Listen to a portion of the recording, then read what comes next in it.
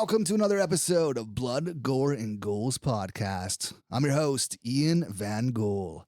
I have a brand new guest here today. He's a good friend of mine, someone I don't get to see or hang out with very often, so I'm very happy to welcome my brother in horror, the unholy Whistlepig himself, my good friend Jason, to the show. Jesus Christ, that's Jason.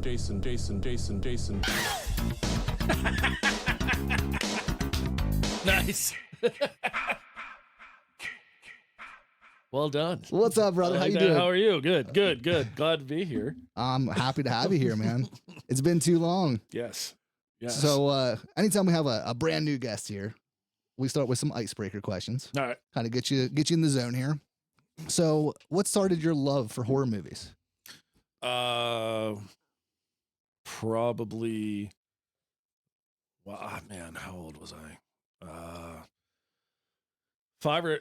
6 or 7. I was bugging my dad to watch The Exorcist. I didn't even know what it was. Like, I had no idea. I just remember seeing the VHS cover, and my dad, being who he was like, "Oh, okay." I was like, "Yeah," and he made me watch it by myself. Oh shit! Head first into it. Oh, dude, the scene, the medical scene. Yeah. When like she's in the MRI and everything's like bang, bang, bang, bang. That's probably why I still don't like going to the doctor, because that ruined me. Oh yeah. It terrified me probably more than the rest of the movie, because the rest of the movie, like, even being that young, you can still figure like, all right, that shit's not real. Right. It's makeup or whatever. But the medical scene, no, that was brutal. I think the director, I've read that he would do shit in the background. Okay. Yeah. Like fire shotguns, right? Like and stuff like that, just to get a reaction out of him. So that, yeah. I mean, whatever he did, it worked, because that whole scene looked fucking horrifying. Yeah, like that's one of my favorites of all time. But yeah, I agree. The medical stuff that she goes through, yeah, I think is more terrifying than the actual possession stuff. Yeah, it's uncomfortable. Yeah. Like when they stick that fucking needle in her neck, and then dude. The blood just fucking that shit sticks with you. Not okay. No, that's you're not the first person though that The Exorcist has been your intro to it. Yeah. I love that. But Dream Warriors that's like my biggest memory. Okay. Of like getting into it and everything, because I never saw Nightmare on Elm Street or Part 2. Okay. First. Yeah. Like I saw Dream Warriors, and you know, being a kid from the A's and everything like that with Dawkins, I remember the video on MTV for which was terrible. Oh yeah. It's great now, but yeah. And then so you remember Freddy's Nightmares, the TV show. Yep. So that I can't remember what channel it was on or anything like that, but this was all the same time. So like the first I got to see Dream Warriors, and then I was just obsessed. Absolutely. Yeah. And Dream Warriors was fantastic. And I hope that with all the remakes and everything like that, that they never ever touch Dream Warriors. Yeah. I can't foresee them doing that, especially with the terrible reception to the shitty remake. Ooh, yeah. I feel bad for the dude that played for, I can't remember. Jackie Earle Haley.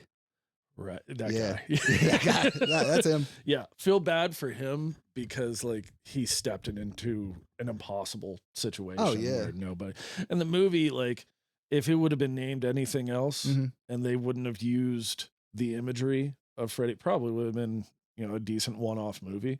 Yeah. But nah. No. No good. No, real bad. And I mean, to be Robert Englund, I would have been like, felt like somebody was just walking on my grave. Yeah. I'm not sure how he felt about it, honestly. I've always looked to see, and I've never found anything. Did you check out the documentary that was on Screenbox with him? I have not. It's good. It's very, very good. Is that is it the Elm Street one? Oh, no, something else. No. The Elm Street one's fantastic. I think I have seen that. It's like 4 or 5 hours long. Yeah. And they go through like everything. That one's great. No, this one is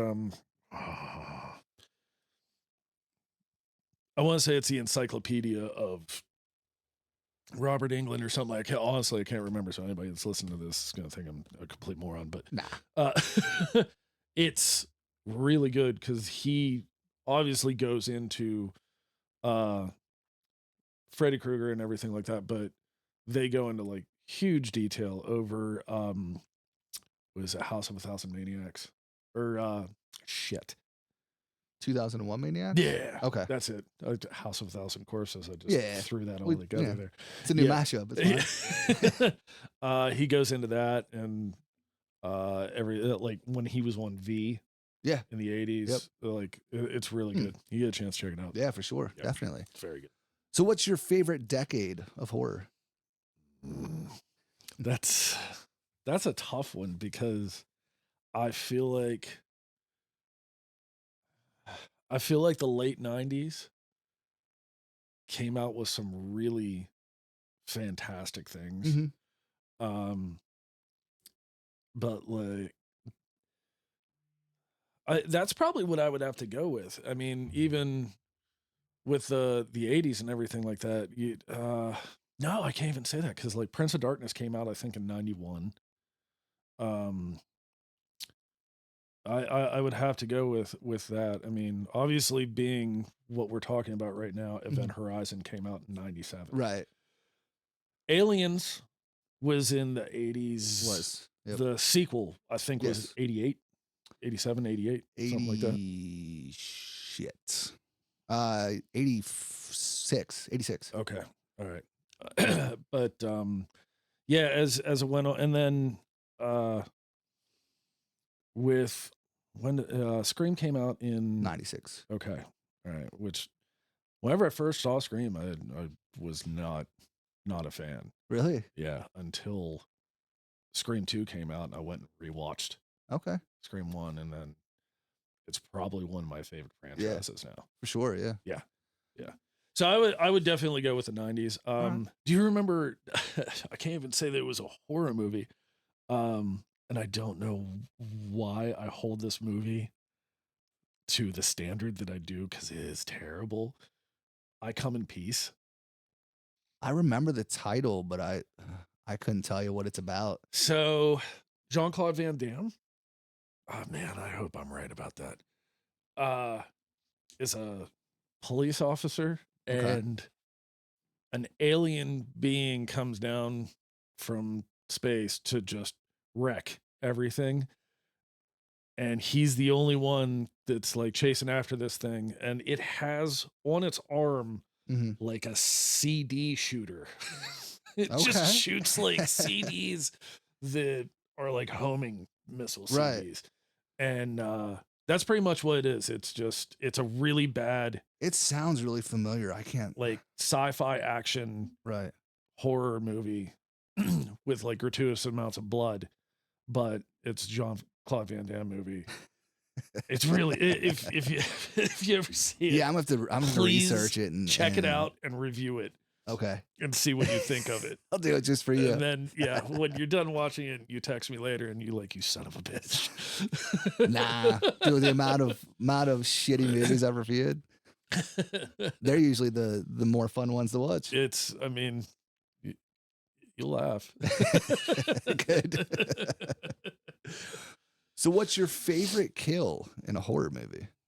Oh man. I always instantly go to it's so bad too.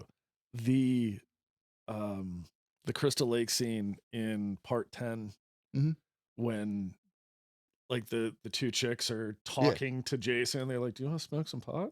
You want to have some premarital sex?" And he's just like, and then they slash cut back, and he's just beating the one in the knapsack against the tree, and the over emotioned.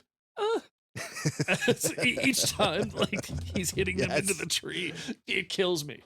But the remake of Friday the 13th, when and I remember in the trailer, and this is what got me to go see it, was they show in the trailer I think he still has a bag on his head. He does. It's right after the chick's upside down, being burned on the bonfire. Mhm. And he comes out of nowhere with the and he's hucking. Oh, yeah, across it, yeah. and just like Yeah, that's like the fantastic ending Yeah. scene to the intro. Yeah. The half-hour intro. Yeah, the half-hour intro of everybody going out looking for weed. Right? Yeah. And then the tomahawk throw was yeah. fantastic. Yep. Yeah. Really, really dug those. But I mean, you could even go back to Nightmare on Elm Street 3 with the TV scene. Oh, yeah. The TV scene was really Welcome to prime time. Yeah. Yeah. The one that affected me the worst though was the oh yes, the veins. Yeah. Yep. The marionette. Yeah. Yeah, that one's still I'll it- just think of it randomly and I'm like that Mhm. like it doesn't hurt, but I have like that like uncomfortable Yeah. Everything I said I take back, and I Go would with go that with that one, one yeah. because even though like you watch it today, the effects may not be up to whatever standard, but it still looks incredibly yeah. awful. Right. Yeah. Yeah. Yeah, in that case I think like the effects don't matter because you're putting yourself in that place and Yeah, like super uncomfortable. Right. Yeah, that was good. So who's the most badass killer in all of horror in your opinion? I mean, when Freddy versus Jason came out, I went to go to the theater. I was, as much as I loved Nightmare on Elm Street or everything, it was in my head that there's no chance anybody could kill Jason Voorhees because he's just like this unstoppable thing. So I would tend to go with him, I think. Hold on here.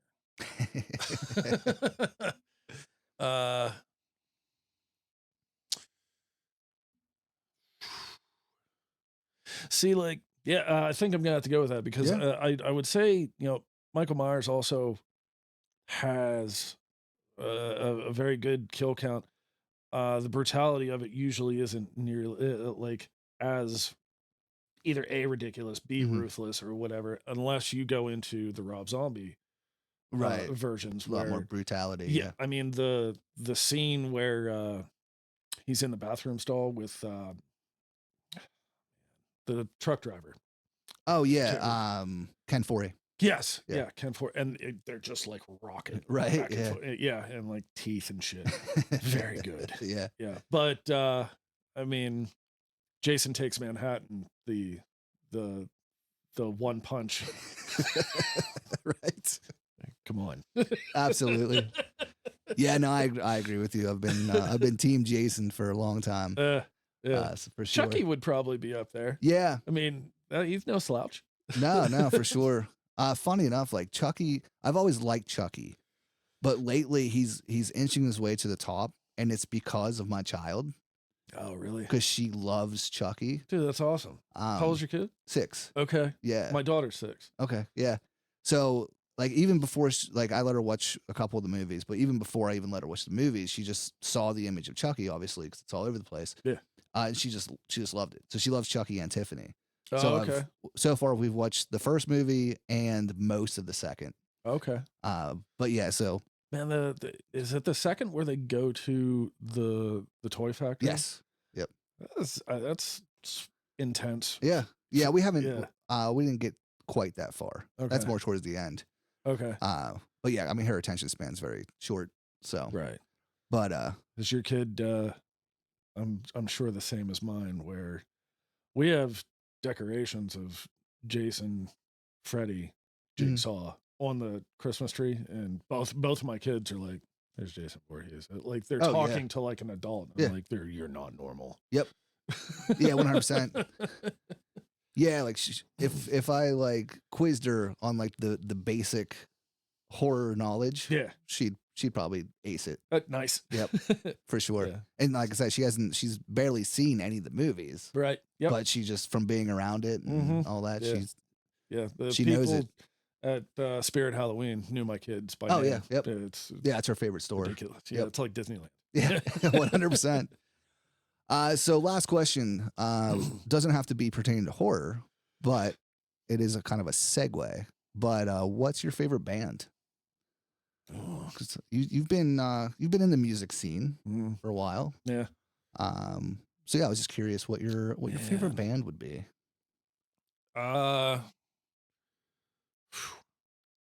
That's a good one. I mean, my go-to, like, why I got into a band myself was Pantera.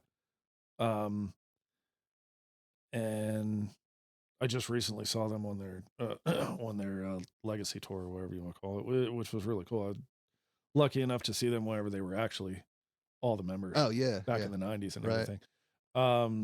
I I loved White Zombie. hmm I like Rob Zombie, but I loved White Zombie.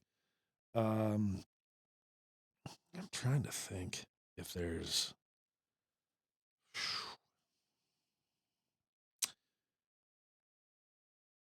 yeah, without sounding too cliche, I have to go with I love Pantera. I really, really do. Fair enough. Yeah, yeah. And being with the whole idea of horror, one of my favorite songs that they had, and I think it was off of the movie soundtrack for, I want to say it was Dracula 2000, 3000, but it was Avoid the Light.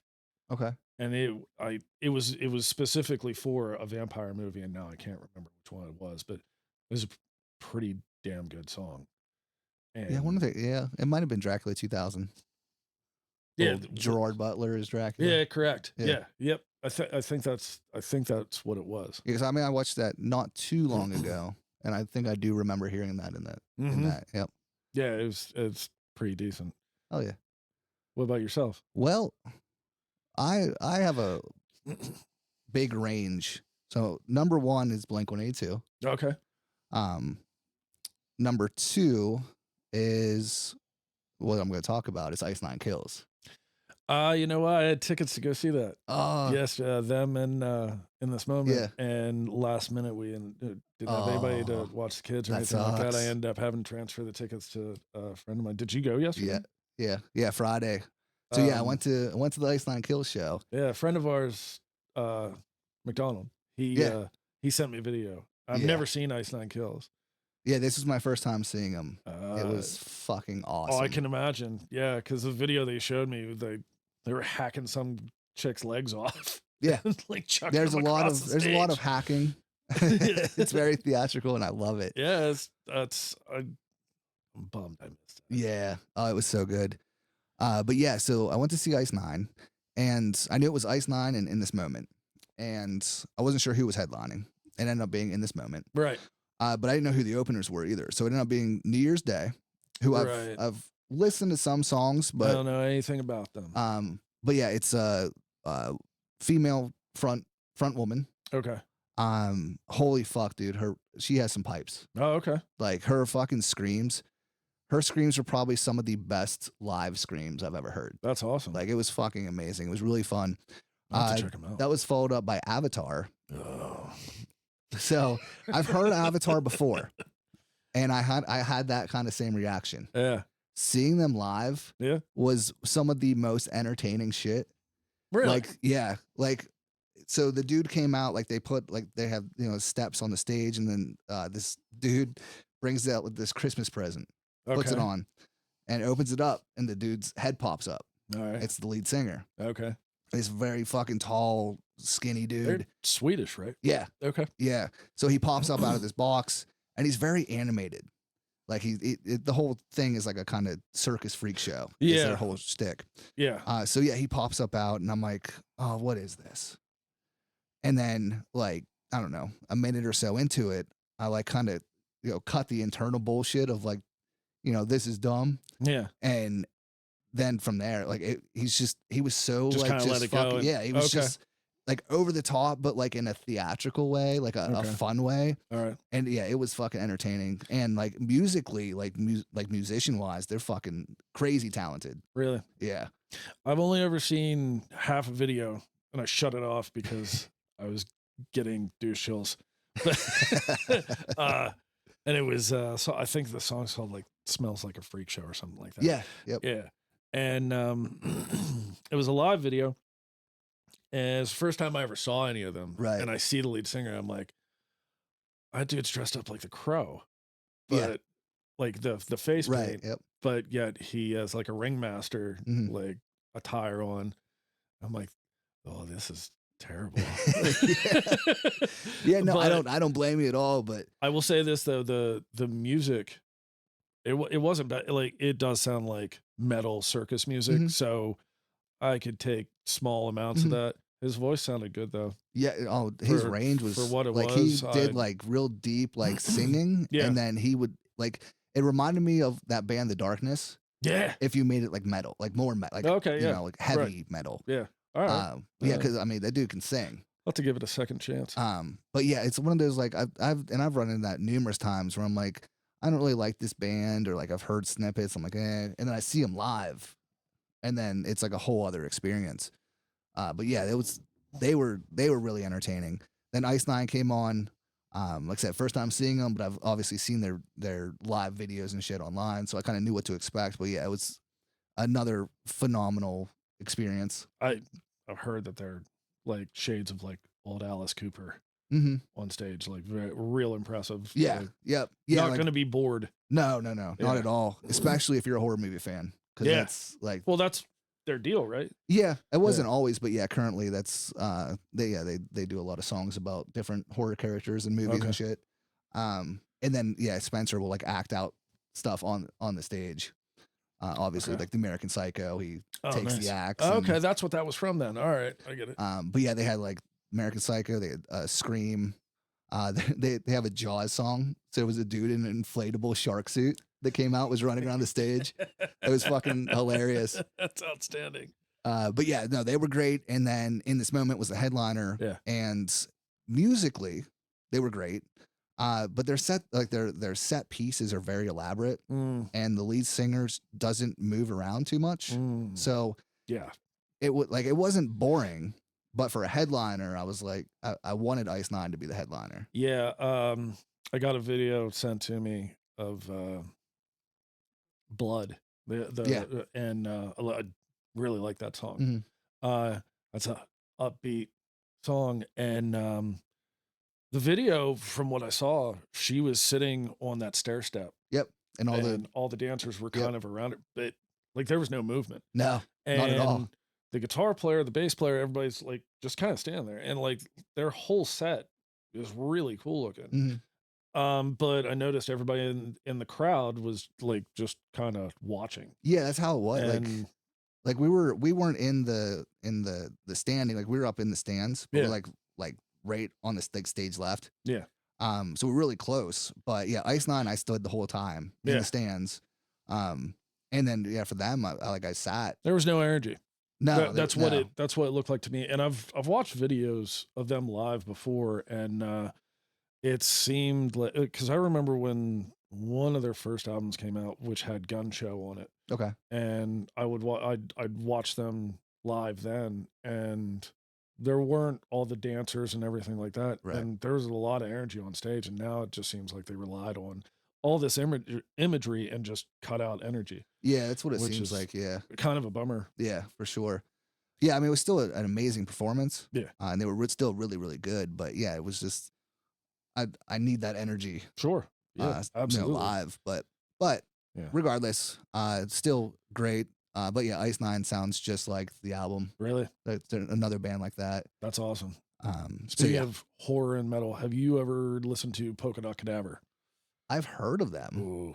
There's their album called Adultery. Okay. It's fully based on horror movies. Ooh. The first song is called The Sacrifice of Miss Rose Covington, and it's about I want to say it's about well, I can't remember the name of it now. Possession movie. You have to help me out here.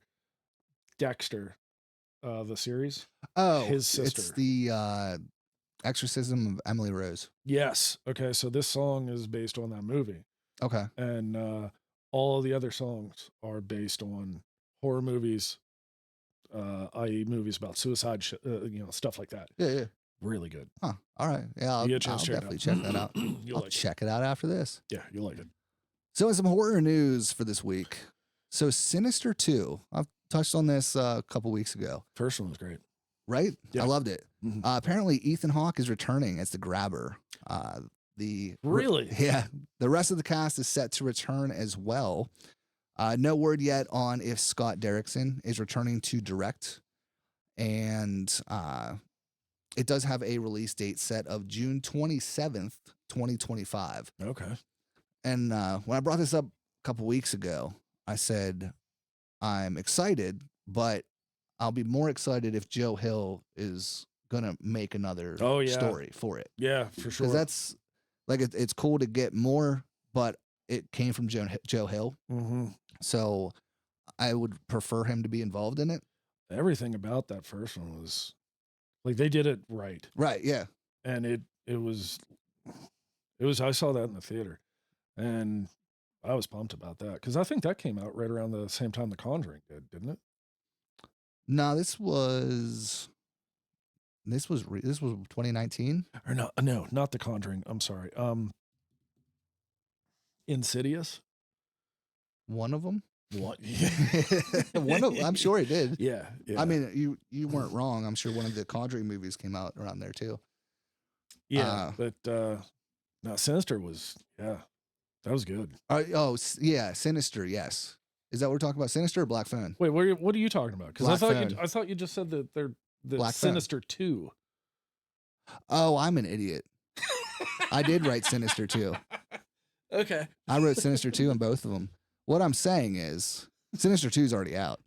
That's been out. I didn't even say. I was thinking like. Yeah, I haven't seen fucked Sinister that 2, up. but I could swear to God I have seen. Yeah. The So what picture this of is it. supposed to say, because I was in the mindset of Scott Derrickson, Black Phone 2. Aha. Okay. So Black Phone was very good. yes. Yeah. So everything we said. Still correct. Still correct. So Black Phone 2. My bad. Yes, Black Phone. So Ethan Hawke is returning as the grabber. Okay. Rest of the cast is set to return. Black Phone 2 will be released June 27th, 2025. Okay. But yeah, Joe Hill wrote the short story, The Black Phone. Okay. And then they made it into a movie. So See, I was agreeing with you first time about Sinister. because I didn't know. I wanted to seem smart. That was a test. Well, I That was a test and you failed. I failed. But no, yeah, Black Phone 2. So yeah, my bad. So yeah, I'm hoping that Joe Hill is involved and hopefully he'll write the main story for it before they go into screenplay and all that jazz. So yeah, any updates? Keep you all updated as usual. No, that's I had no idea about that. Yeah, I'm not sure thought how they're no spoilers, but I'm not sure how they're going to continue the story. But yeah, that's going to be interesting to see, and I wonder if it's going to be a prequel to the kid on the other end of the phone. oh, that's true. Okay, yeah, possibly. I mean, it is already kind of supernatural, so they could go sequel route. But Or I it don't could know, just be see. another kid that he, Yeah. It would be a little vanilla if they did it that way, but yeah, I mean, it's still 2025. We got a little bit of time for them to figure it out. Yeah. So yeah, we'll see. Kind of horror adjacent.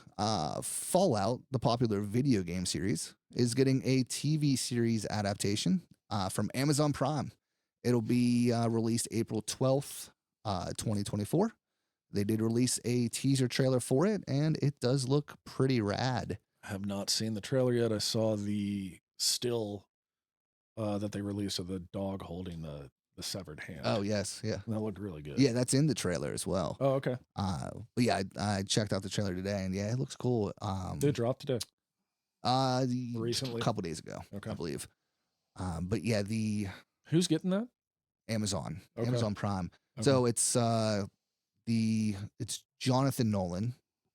I want to say it's Christopher Nolan's brother. That's what I was going to ask. So he directed some of Westworld. He was, you know, Which season? I don't know. Okay. I want to say like the first one or two. The first season was fantastic. Oh, I know, right? Yeah. But yeah, so he was involved in Westworld. So he's going to direct at least the first episode of Fallout, and it's the same studio, I believe, of The Boys.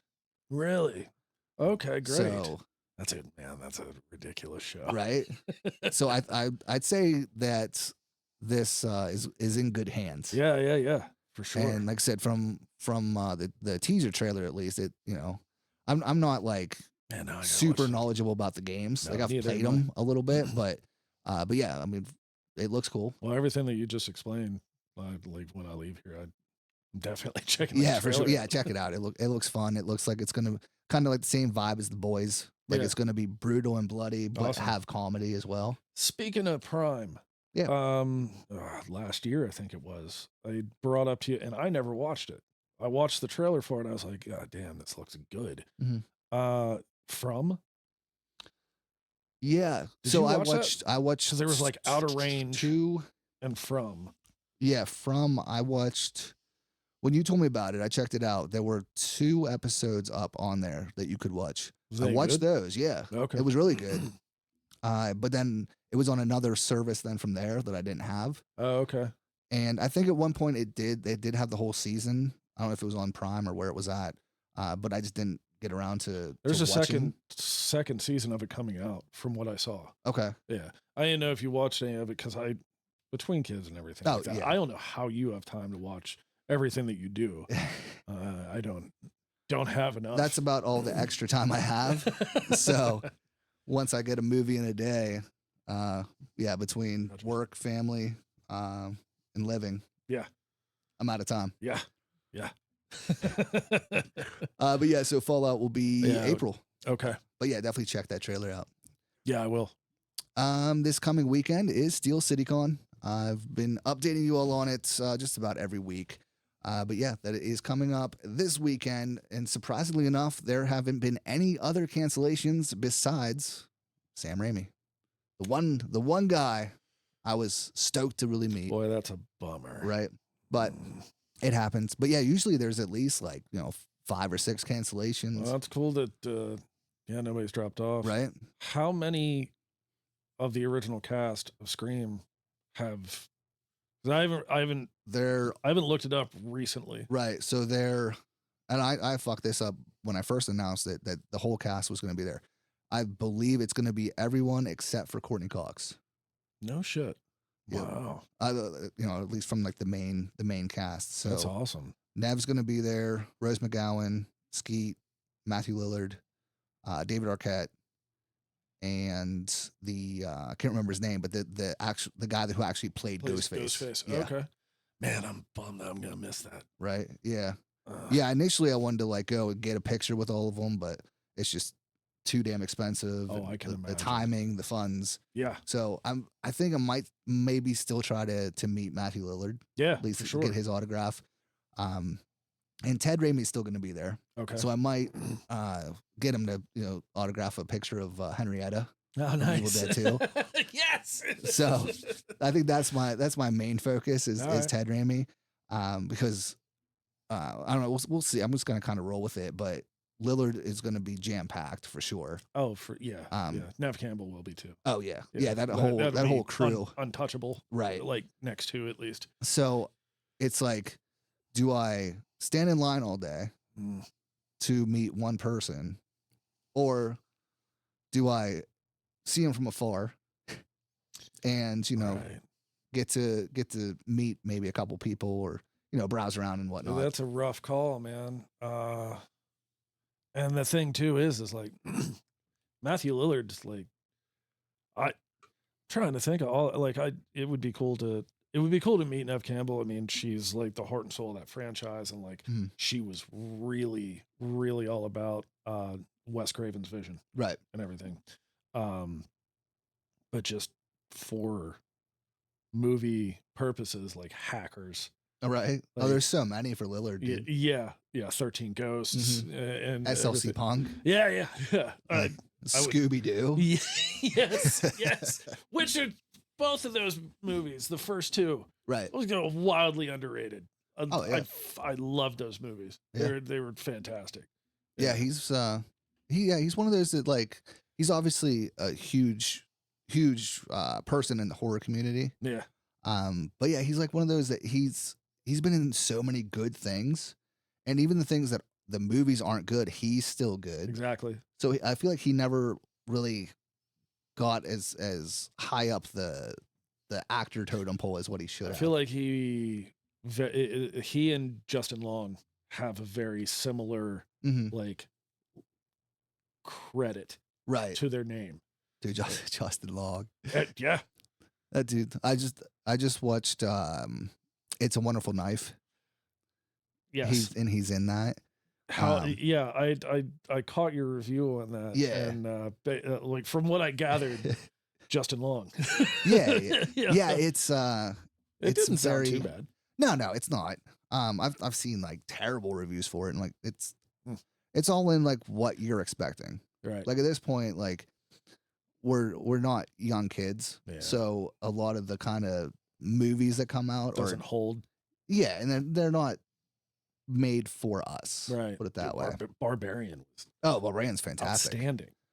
So yeah, this is like a teen slasher. Okay. Like, but like it's still I still enjoyed it. Nice. But it's not a great movie. But yeah, but it's also a horror version of It's a Wonderful Life. So that's kind of rad, right? Yeah, like, I dig that. It was like I was gonna say in my review, but like by the end, it was like, oh, that's cute. Yeah, like it's a cute movie. But but yeah, and also for the con, V Neal is going to be there, the makeup artist. She is like most credited for like Beetlejuice, Edward Scissorhands, Pirates of the Caribbean. She was one of the judges on Face Off. Okay, all right. So I feel like it'd be cool to meet her too. Yeah, for sure. Like from like the, I'm always like more interested in like the artist stuff. So yeah. Like a few cons ago, I got to meet Tom Savini. Ooh, so it'd be cool to dude, like. That's cool. Yeah, Savini was awesome. Like it was like a real quick thing, but like got his autograph on the, I don't know where it's at, but like it's right behind you, the Creep Show figure there. And he had on his table, watch out for that. On his table, he had a like a stuffed raccoon. Okay. So for this con, that was the one that like my wife met like all the hobbits. Okay. That was like the big thing that we did that year. So she got a picture with all the Hobbit actors, and I met Tom Savini and Opie Ryan Hurst. Yeah. But yeah, so we roll up to Savini's little table. He has like a stuffed raccoon, and so my daughter's with us, and she of course like looks right at it, and he's like, "Do you want to pet it?" And she goes to pet it, and he moves it, and I was like, "Yes, fantastic!" Like you just got that's very organic for her, man. You just got like jump scared by the fucking master of horror. Yes. Like it was so dope. I wonder if he still has the gun belt buckle from Wrestle Dawn. Yes, the cock gun. Oh yeah, I would hope. That would be a hard one to not keep somewhere. Yeah, like that. If I had parties, like that's all I would tell. I'd be like, yeah, it's cool. You want to go see the cock gun?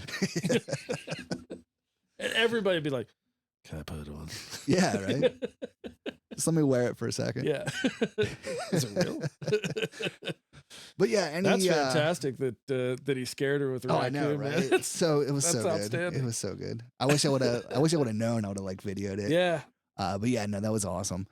But yeah, we'll see what happens at the con here this weekend. Cool. Yeah, you'll have to let me know. For sure. And for all you listeners and viewers, I'll post any pictures and whatnot in the Discord and the social media. So make sure you're following. But yeah, other than that, kind of big things coming for the podcast in 2024 in the next few weeks here, there'll be a new studio layout. It should be more accommodating for everyone. So next time you come over, Yeah. I'm going to move some stuff around here. This will probably be over there. I'm going to put up a big curtain here. Oh, nice. Kind of get like the backdrop here. I have the Ghoul Squad Yeah. Blink-182 mashup here. I'm going to get a big one for Blood, Gore, and Ghouls. Oh, So I'm going to put a curtain nice. here, hang that up. So we'll have like a backdrop. Hopefully kind of free up some space a little bit, and hopefully have some room for more like multiple guests at one time. I'll have to get you one of the coffin shelves that I made. Oh, hell yeah. Yeah. I love me some coffin shelves for sure.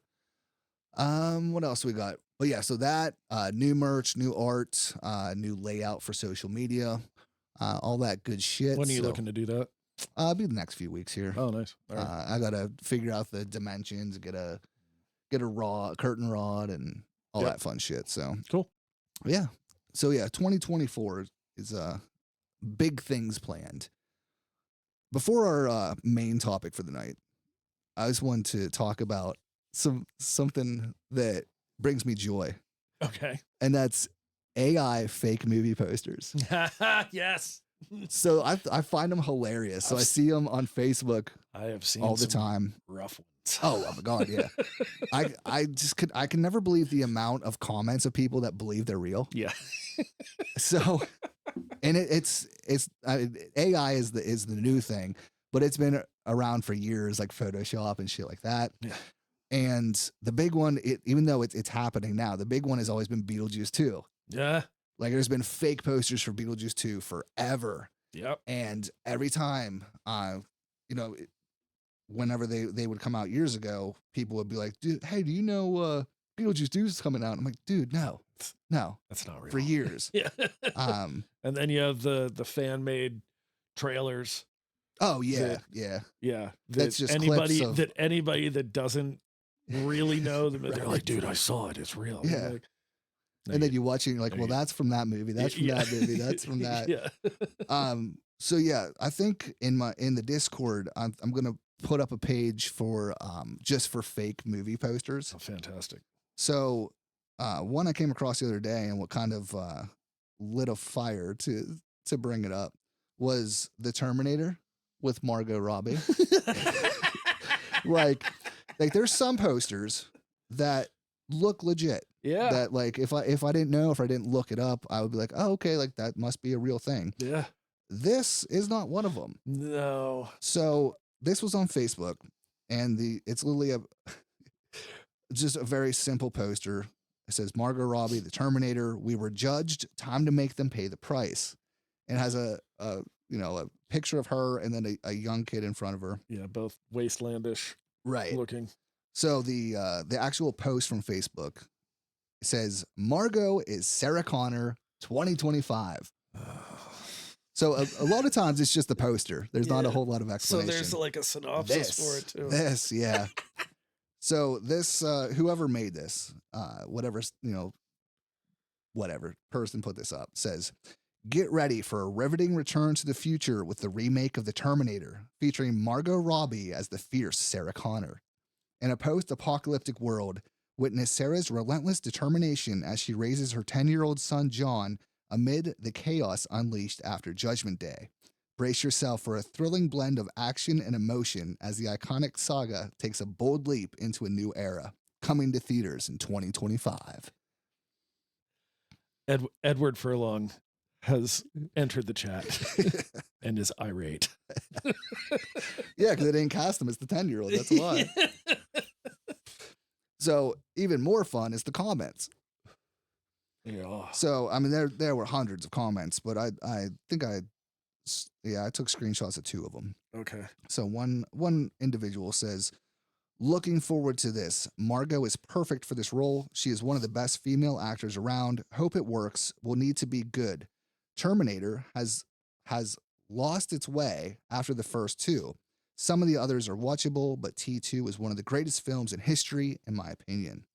Now that, of course, is laden with typos. Yeah. Par for the course. Bold statement.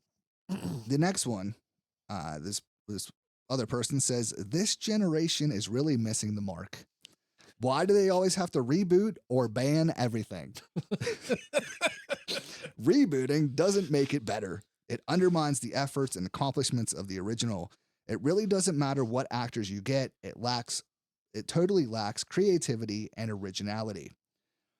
Someone replied to that comment and said, while some reboots do miss the mark, I don't believe it's a filmmaker's intention to undermine the efforts and accomplishments of an original film.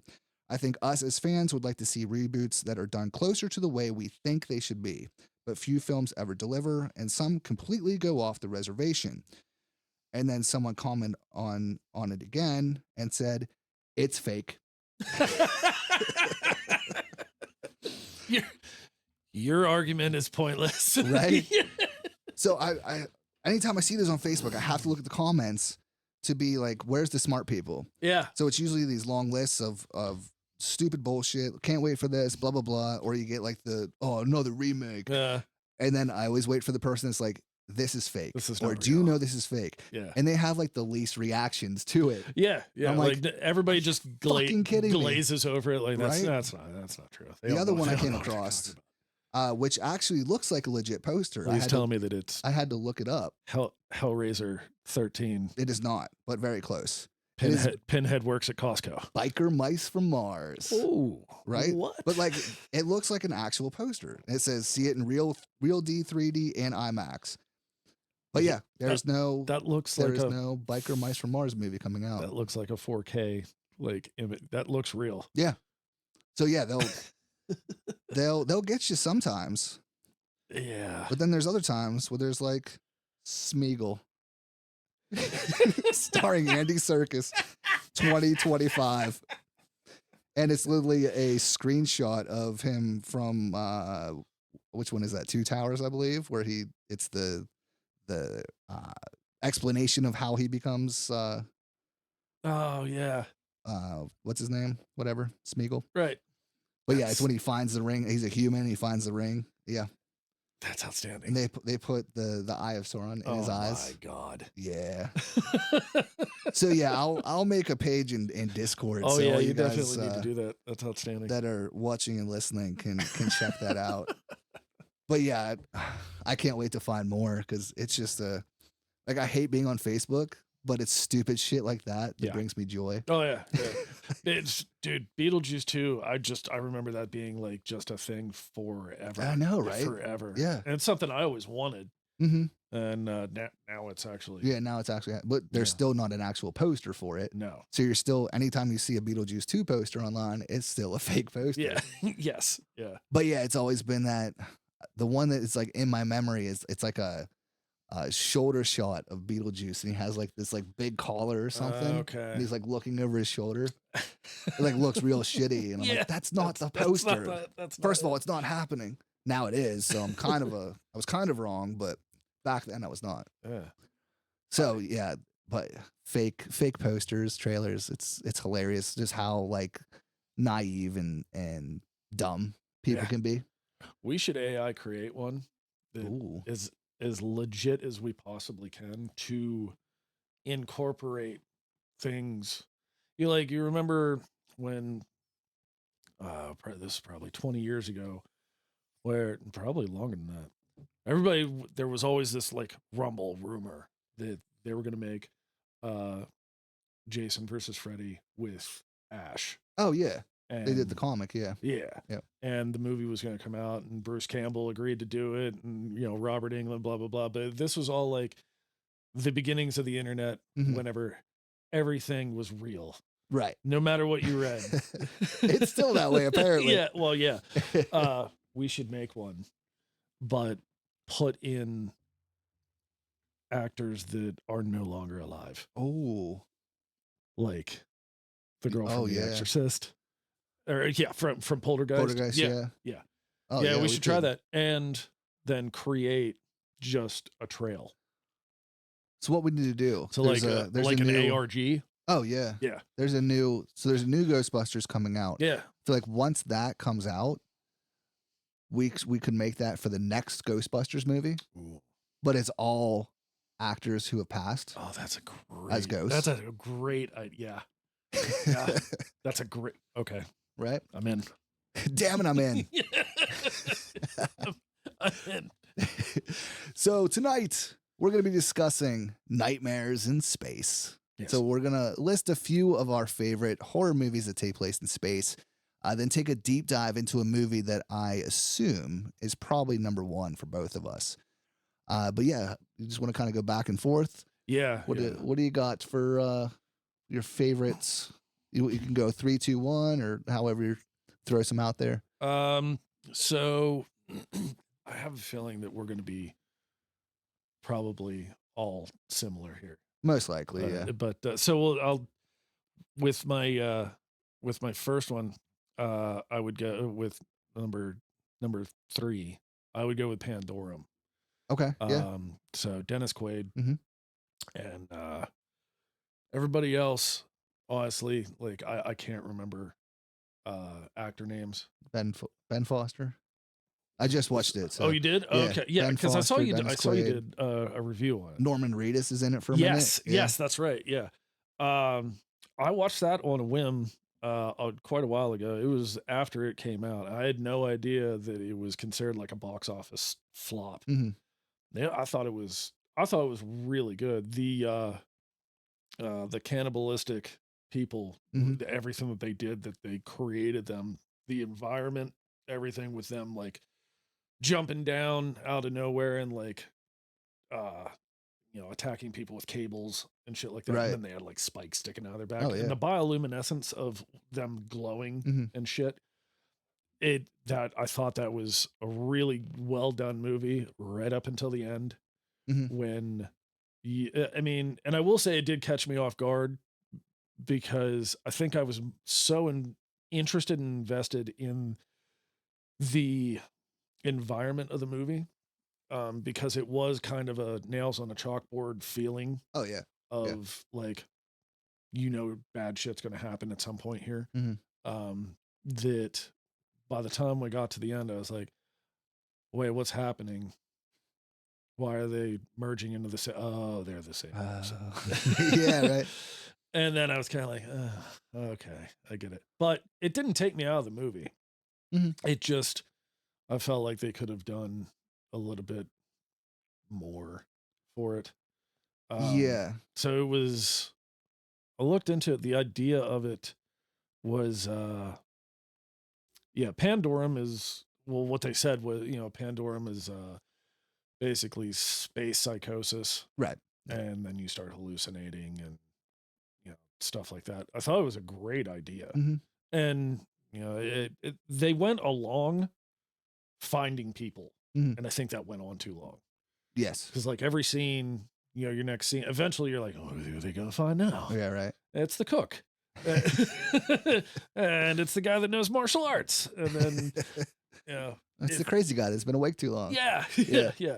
If they would have kept it down to like a small core, like 3 or 4, and then just ran with like the cannibals for the meat of the movie, and then possibly come up with, I wouldn't know where to go with the ending. It probably would have been higher on my list, because the environment of it was good. Yeah. It was very, very intense. For sure, yeah. I dug it. Yeah, that was one I watched a long time ago. I liked it. And then I came across it the other day, and I was like, I was trying to like look for different space horror. Yeah. Because like there's the main ones. Right. But I was kind of like, I wanted to see if there were any other kind of hidden gems that I could put on the list or include. And I came across that, and I'm like, all right, I don't really remember much about it, so I checked it out. And I think in my review, I like 75% of that at least is phenomenal. I agree. Yeah. And like towards the end, like the third act kind of loses me a bit. The whole like morphing, and I think that's like, I like the idea of it, but I think the other actor, obviously not Quaid, but the other guy, I just don't like him as an actor. Yeah, I can see that. I just don't think he's very good. He was kind of like over the top type deal, where it wasn't really, obviously you knew something was up with him. Yeah. that like they led into that way too early. yeah. They So I coulda think held off on it. that's what it was. And then like the ending is like, okay, I get it. Like had they made a sequel, I'd be very interested to see where that would go from how that ends. Yeah. So the end, from what I remember, they're underwater Mm-hmm. and all the ejection pods get Yep. So yeah, they're on the tighten. yeah, something like that. Yeah, Yeah, so Earth 2. Earth 2. Yeah, yeah, yeah. And that's how it ends. Like Right. Yep. it's So day yeah, it day would have been one on the new planet. yes. But they're the only ones left. But obviously there's all the fucked up people in the ship. Yeah. So they're gonna Yeah. And you that know. was all created from the nutrients that they were giving. Is that what it was? To keep everybody Yes. alive in stasis, or hypersleep, or whatever you want to call it. Yeah. That it did something molecular And to then, them. yeah. And then they're all like they all hang out literally at the nuclear reactor as well. Yes. So yeah. Mm-hmm. But yeah, overall it's a really fucking cool movie. It's good. Yeah. Yeah. If you're short of watching something and you want to get spooked out, Mm-hmm. it's good. Yeah. It's got a pretty good terror feeling Mm-hmm. to me. Yeah. Yeah. Yeah, it felt when I was watching it this time, it reminded me of like Alien 3. Yeah. Like just the Okay. feel of it. Yep. Yeah. Like that kind of like that you're kind of trapped. always. Yeah. Always. Oh man. Yeah, right. Yeah. Like something bad's gonna happen. Yeah. Like immediately. Yeah, it's just like dirty, grimy, Yes. like Yeah. and there's something out to get you. Yes. Yeah. Yeah. Very good. So yeah, my number 3 is actually an animated movie, Dead Space Downfall. So Dead Space is the video game, which was inspired by other movies we're going to talk about. But they made an animated film of Dead Space, and it's just brutal fucking goriness in animated form. I've never seen it. Oh, it's Like good. I'm aware of it, Yeah, but I never saw it. definitely And check it I knew out. I knew the game was pretty wild. Mhm. But yeah, I never saw it. Yeah, there's 2 of them. There's Dead Space Downfall was the first one. It's in like traditional animation type deal. Okay. There's Dead Space Aftermath, which is animated, but it's more of a I don't even know how to explain it, but it's not like the traditional animation. It's Okay. not like CGI, but it's like I don't know. It feels different. Okay. It's still it's still fucked up and fun, but definitely check out Downfall though. Okay. All It's a right. good When time. did that come out? Probably like 2008, Okay. somewhere around there. I think it is streaming somewhere. I think it is too. Actually, I believe it's on Prime. Yeah, it's one that kind of bounces around. Yeah. Or it's not. At least according to IMDb. I don't know. Well, I'll look it up Yeah, we'll later. figure it out later. That's fine. But I'd yeah, like to. it's one that bounces I'll around. have to take a look at it because I've seen it. I don't know how many times that it's popped up, and it's always just been one of those where I've been like, yeah. Yeah. And now that you've given it, Yeah, a little bit of cred, it's I'll check it out. story wise, it's whatever, but like it's fucking brutal. Okay. Like just Nice. bloody, gory nonsense. Okay. And like I said, in animated form. So There's nothing wrong with that. right. Yeah. So yeah, Yeah. definitely check it out. Okay. Recommend it. Cool. So what you got for number 2? Aliens. Aliens. All right, there we go. That movie, I remember watching it whenever I was like 12 or 13. That ruined my life. I have never, and like that's one of those movies that like you watch, and it's the first one that you're like, nothing is safe. Yeah. And you're constantly chasing to find that next movie that it's going to be like, holy fuck. Because the scene where so the whole movie is just dark and dirty Mhm. and it's shot so well. Like you can tell that it's just like they ripped open H.R. Giger's mind and they're like, yeah. okay, we're just going to. So, but the scene that started me being like, this is a different breed of movie was the sentry scene where they send the sentries Mhm. to pop up to like protect them. And like all of a sudden you just see them all like, Oh yeah. and Yep. I was like, no, no, no. And then the second scene where they have the handheld Mhm. that is detecting motion, and Yeah. that's like the big shootout scene. And Bill Paxton, he's like, "Oh, it's fucking right here," and they're like, "Well, it'd be on top of us," and then they realize, "Oh shit! Look They up are? in the ceiling, they Right. are." And is it Hicks? Yeah, Michael Biehn. Yes. Yeah. Like pokes the gun up so Mhm. you see the grate move up, and like my brain is just like, "Oh, he's dead. Like this is no Right. good. This don't do it. Don't do it. Don't do it." And he looks up, and you just see hundreds of them. Oh, yeah. And it's just like this undulating black liquidy like mass of aliens. And as soon as I saw it, I was like, nope, no, no, no. I like, and everything in it, like the machinery, the weapons, the sound of the guns, Mhm. because like they had their own look. And then the movie, I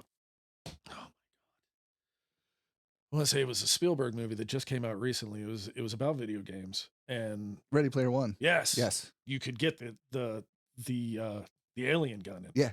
And like I first saw that, I was like, oh, so you know it, and it makes that specific noise when they Mhm. shoot it, and then obviously the Queen. Mhm.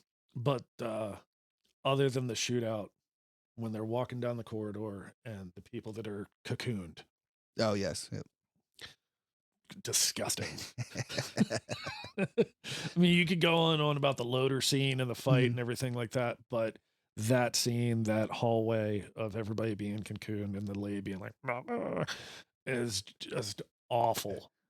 And great space movie. Oh, absolutely. Just Yeah, one of the greats. yeah. Yeah, I agree. Was that on your number two or Mine is Alien. the original?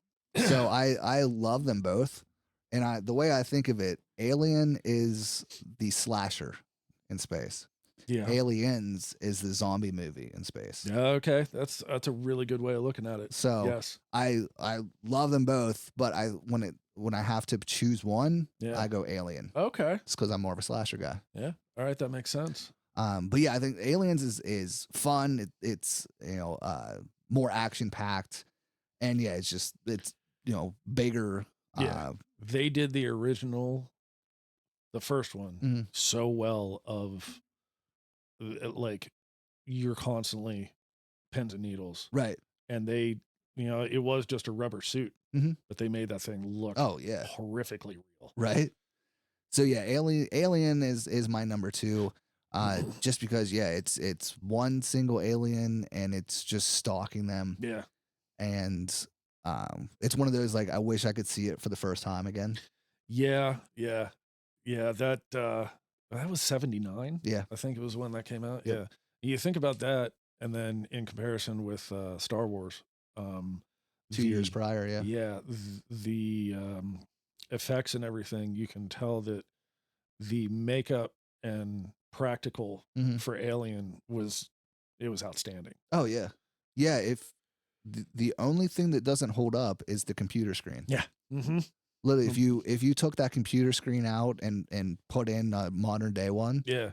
It would that movie would look like it was made today. 100%.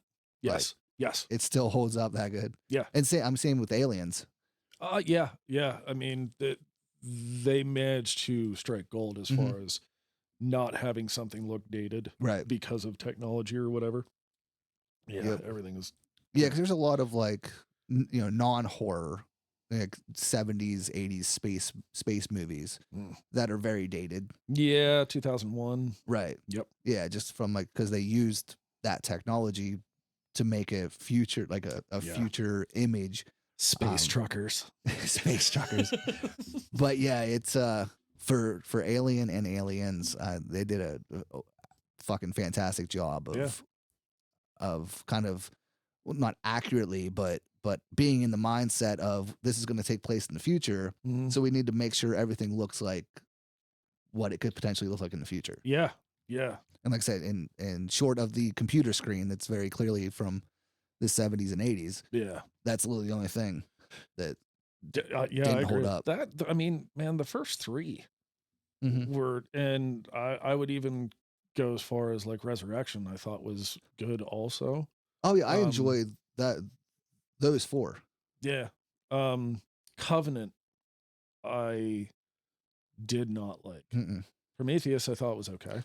Prometheus, I really enjoyed Prometheus. The first, like I saw it in theaters. I really enjoyed it. It wasn't what I wanted in a prequel to Alien, Right. but as a movie itself, I enjoyed it. I think it's a Yes. good movie. Absolutely. Alien Covenant, I fucking hated. Yeah. Like That was that whole the trailer was, you got fished into something Mhm. that you weren't even expecting to Yeah. watch. It was not okay. no, Hopefully Fede Alvarez does. that's what I'm most excited for. Yes. And they just announced that it's going to take place between Alien and Aliens. Yes, I've read that, which is super exciting. Right. That's fantastic. And he did such an amazing job with Dawn of the Dead. Or Evil yeah, Dead. Dawn of the Evil Dead, sorry. Dawn of the Evil Dead. Dawn of the Evil Dead. Dawn of the Evil Dead. Yeah. Yeah. That's a movie that's coming out next year. Oh, okay. Stay tuned for a poster.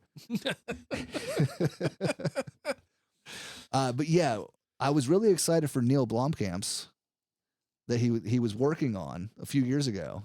Okay. He was going to do a direct sequel to Aliens. Really?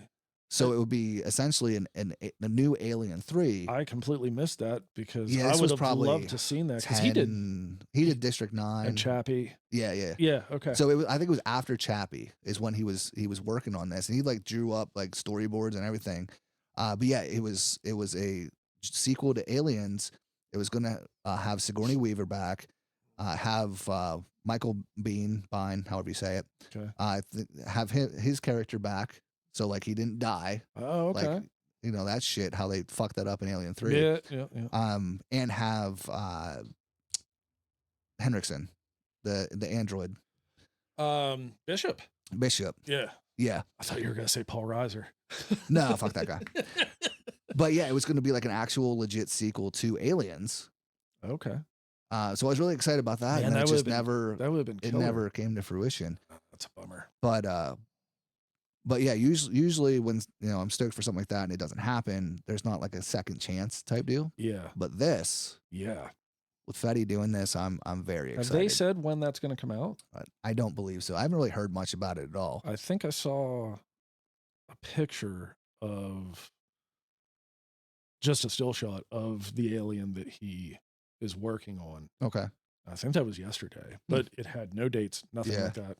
Yeah, I don't think. And all I anything's read announced. was that it was supposed to be in between 1 and 2. Yeah, I'm excited to see what that's about. I hope it's good because like lately, whenever I've been hearing like, hey, there's going to be a new this, new this, more than not, I've been left disappointed. Like, yeah, I loved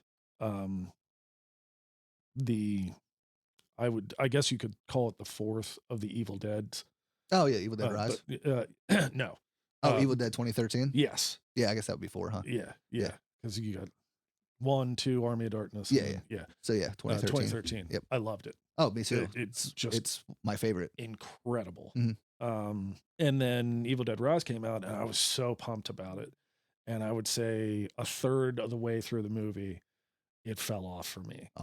And I loved it. Did you? Yeah, I did. I did. I'm sorry. I loved it. Oh, I was. It's all good. I was just, man, and it had great cinematography. It had like amazing, like the cheese grater. Oh yeah. Oh, but there were just parts of it that I was like, maybe I'll change the channel and come back and it'll be better.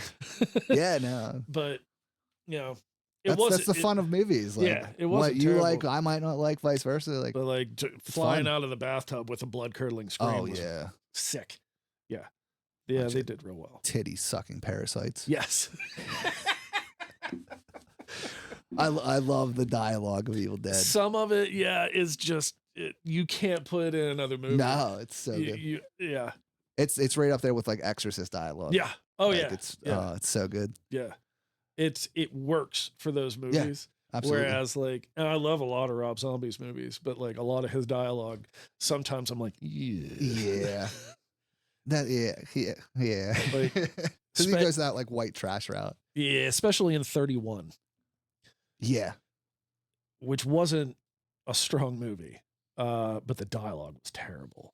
It really Mhm. just so over the top, Yeah. and I was pumped to see that movie, and it just Yeah, I liked it till the end, but yeah, dialogue is definitely not his strong suit. No.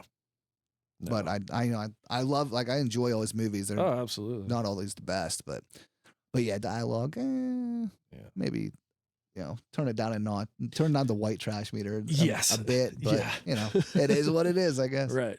I'll still go watch him. It's fine. Yeah. Oh, me too. Yeah. So number one, of course, Dude. for both of us, Yes. Event Horizon. Yes. If you have not seen Event Horizon, came out in 97. And you love horror movies. I don't know what you're doing with your life. Right. Event Horizon is in as far as I go, it would be the pinnacle of what horror in space should be, and then especially since they re-released with all that new imagery and everything, it's horrific. Oh my God, yeah. It's such a good movie. It really is, yeah. So I'll go over the details here quick. I got the Wikipedia page here. So yeah, it's 1997 science fiction horror film directed by Paul W.S. Anderson, written by Philip Eisner. Stars Lawrence Fishburne, Sam Neill, Kathleen Quinlan, and Jolie Richardson. It is set in 2047, follows a crew of astronauts sent on a rescue mission after a missing spaceship. Event Horizon spontaneously appears in orbit around Neptune, only to discover that a sinister force has come back with it. So the film had a troubled production, with filming and editing rushed by Paramount when it became clear that Titanic would not meet its projected release. The original 130-minute cut of the film was heavily edited by the studio's demand, to Anderson's consternation. So yeah, the studio, this is one of those instances where the studio should have just let it the fuck alone. Yes. Because I love the movie, like I love the theatrical movie, but what it could have been. Oh yeah. Is a showstopper. Like, absolutely. Was it? Am I crazy that when it originally came out, when it was pitched to the MPAA, that they originally wanted to give it an X rating? I believe so. That's why they cut so much out. Because of the gore and everything like that. Yeah, especially there's like a whole fucking space orgy. Yeah. And the hell scenes where like people's faces are just mutilated. Yeah. Yeah. So yeah, they definitely would have got an X rating for sure. As far as the development, so after Mortal Kombat was a commercial success in the U.S., English director Paul W.S. Anderson was inundated with screenplay offers, as well as the opportunity to direct the Mortal Kombat sequel, a Mortal Kombat Annihilation, and the upcoming X-Men. He turned down the offers in favor of making an R-rated horror film, wanting to shift away from making another PG-13 film. Fuck you. Yes. So Paramount Pictures sent him Philip Eisner's original script for Event Horizon, which they had been trying to develop with producers Lawrence Gordon and Lloyd Levin. According to Eisner, he first pitched its concept to Gordon as a, quote, haunted house story in space. Nice. Which the producers thought had potential. Luckily, said Eisner, he liked the idea enough to trust me to do it. So Anderson's initial reaction to the script, which involved the cruise ship Event Horizon experiencing a series of hauntings by aliens, it having crossed the threshold of their planet or dimension, was it bore striking resemblance to Alien. So producer and longtime collaborator Jeremy Bolt felt it was a terrific concept, but was very dense in terms of length, and the storyline was a bit lost. Anderson did not want to direct a mimicry of Alien, so he gave the script a major rewrite, picturing a classic haunted house movie. He incorporated significant influences of moderately successful horror films such as Robert Wise's The Haunting and Kubrick's The Shining, because they created suspense from the unknown. The evil presence was hidden from the viewer, and their endings induced ambiguities of perception in the audience. He said he was also interested in the concept of hell and of, quote, the ship itself being possessed rather than going, oh, it's alien consciousness that's doing it, and added those to the script. Anderson also said that the science fiction film Solaris from 1972 was the inspiration for Event Horizon. So, have you ever seen Solaris? No. Me neither. No, I whenever I was doing some research, that came up several times, and it seems like something that now I need to check out. Yeah, That right. and Sunshine. Yeah, that's another one I I never- watched once. Never saw it. I watched it once, long time ago, and I wanted to watch it for this, and it's not streaming anywhere, of course. Yeah, yeah. Uh, Dude, them but yeah. saying that they took inspiration from The Shining. Mhm. That's a perfect Yeah. analogy of it literally is The Shining in outer space. Yeah. Yeah, put the hotel in a spaceship, and there you go. Right. Let's see. So filming and effects. Filming took place in Pinewood Studios with visual effects provided by Cinesite and Computer Film Company. Anderson modeled the Event Horizon ship after the Notre Dame Cathedral using an architectural CAM program. Huh. So AI before it was AI. All right. Let's see. Editing. So as Anderson explained, directors usually have a standard 10-week editing period to produce a film's first cut, as guaranteed by the Directors Guild of America. However, due to the short production schedule, the rapidly approaching release date, and the fact that principal photography had not finished, Anderson agreed to a 6-week editing period and promised to deliver the film by August of '97, as Paramount wanted a hit film before Titanic's planned September release date. When the main unit wrapped, Anderson was supposed to start editing the film, but he had 2 weeks of shooting left with the second unit, shortening post-production to just 4 weeks, during which only a rough cut could be assembled. He noted that at 2 hours and 10 minutes, it was overly long, with weak direction and acting that could have used another editing pass, unfinished special effects, and a poor sound mix. So in test screenings, the cut was poorly received. There were complaints about the extreme gore, pussies, and Anderson and producer Jeremy Bolt claimed that some members of the test audience fainted. Good. Yeah. That's a good sign. Yeah. Paramount executives who had stopped watching the dailies before any of the gore was shot were seeing the complete film for the first time along with the audience, were similarly shocked by how gruesome it was and demanded a shorter runtime with less gore. Anderson agreed that while his first cut was too long, Paramount forced him to make one that was instead too short, and the film would benefit by the restoration of around 10 minutes of footage, including some of the deleted gore.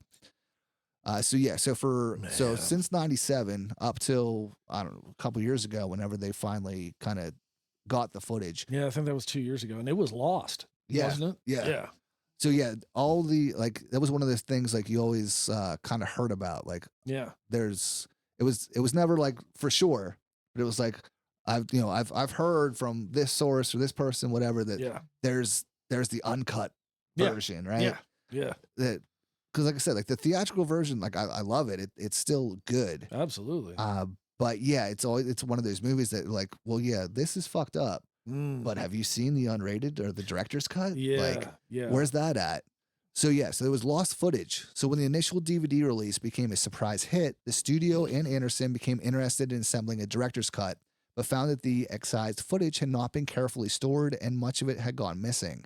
The director's cut was abandoned, and instead a special edition 2 DVD set was released featuring 1 deleted scene, 2 extended scenes, and a few shots of deleted material in the included in the making of featurette. The footage is of, quote, video quality.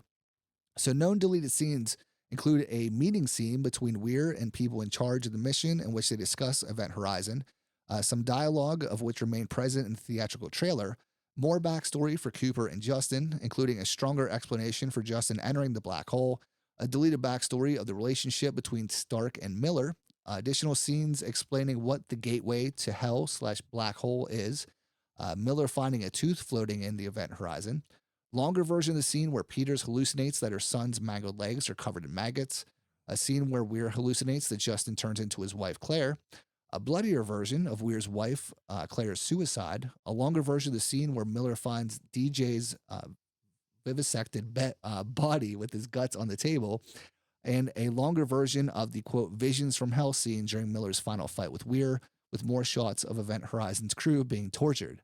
So quite a bit of material there. That's a ton. Right? Yeah. So the, quote, blood orgy video was also longer, as Anderson was sometimes too busy filming other scenes. Second unit director Vadim Jean filmed some parts of it. Real-life amputees were used for special effects scenes where Event Horizon crew members were mutilated, and pornographic film actors were hired to make the sex and rape scenes more realistic and graphic. Jesus Christ. Yeah, right? Like they went all out. Wow. In an Event Horizon Q&A in 2011, Anderson was asked when extra footage will be made available. Never, he said, explaining that much of it was gone forever. However, in a 2012 interview, he announced that the producer, Lloyd Levin, had found a VHS tape with his original rough cut. He said that after finishing Resident Evil Retribution, he planned to watch the recovered footage for the first time since assembling the film. In a January 2017 interview, he reiterated that a director's cut would never be released, as the footage no longer existed. Asked about the VHS tape, he said neither he nor Levin had seen it yet, as Levin had moved to Spain. However, he was still excited about watching it at some point. So, at this point, Yeah. it's not so there's not an actual director's cut. Right. But Scream Factory did release the Blu-ray version a few years ago, and it does have all that footage. So yeah, so they got it. Yeah. Because I've seen all those scenes that they're talking. Yep. Yeah, I believe it's on. I think it's in the special features for the Blu-ray. Yeah, because specifically the end fight scene with Sam Neill and Lawrence Fishburne, right? Whenever he grabs him by the head and he's like, "I'll show you what you're gonna see," and it's all the crew, and then it is all that extra footage, right? And it is brutal. Oh my God, yeah, yeah, very very brutal. I had no idea, never knew about that they put amputee actors in and porn actors, and I have this feeling like the guy in the second unit that was directing everything was like, yes, keep fucking. Just like that. Just like that. Pour more blood. Yeah, it's always really interesting to learn the kind of behind the scenes way that effects are made. We were talking about it a few weeks ago, but in The Thing, like the main the classic scene from The Thing with the defibrillator. Yes. And the dude gets his arms chopped off. Yeah. That's so for that shot of him from the back. Yeah. Is an amputee. It's not the actual actor. They put an amputee in there, and they gave him fake arms with like Jello. Oh wow! So whenever it chomps down and it like tears his arms off, it's an amputee playing that character with fake Jello arms. Brilliant. Yeah, right. Absolutely brilliant. Also, really ignorant to that guy. Yeah. Here's your arms. Here's your arms. Yeah. Yeah. I guess so. Yeah. See what the good news and the bad news. The good news is we've got your arms back. Yeah. Bad news is we're taking them. They're made of Jello. Yeah. They're delicious. Yeah. But also we're gonna pay you. So yeah. But yeah. So funny. It doesn't really say anything in here about the Scream Factory thing. Yeah. Fucking Wikipedia. They've been letting me down lately. Yeah, that's to send them a strongly worded letter. That's disappointing. But man, all those deleted scenes. I mean, I can understand for what I believe the MPAA is created of the type of people that they would be like, nope, no. Yeah. But man, if they would have let that go and actually put that out into the theater, and if there is another version that we actually haven't seen, right, that movie, I mean, everyone would probably still be talking about it. Oh, absolutely. Day. Or it would have been like copies of it would have been piled up and burned in bonfires. Yeah. Been sitting right beside the ET video game. Yes. Yeah. But yeah, with most movies, like you look at the deleted scenes and there's some that you're like, all right, that's cool. They should have left that. But like for the most part, it's like, all right, it's kind of filler, like whatever. A lot of B-roll. But the fucking deleted scenes from this movie, like pretty much every single one is, it would have improved the movie. Absolutely. 100%. Like, yeah.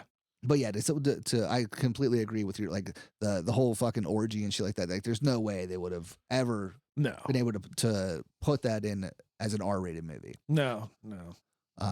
But yeah, I would love to see a full version. Yes, 100%. Yeah, especially if it was of high enough quality and audio, because that's one thing that could take you out of a movie real quick is if audio is mixed badly. Yeah. You know, it doesn't matter how good it looks if it sounds like it's coming through a single speaker radio Right. or something like that, it could be really bad. But man, that would be killer. This movie was amazing.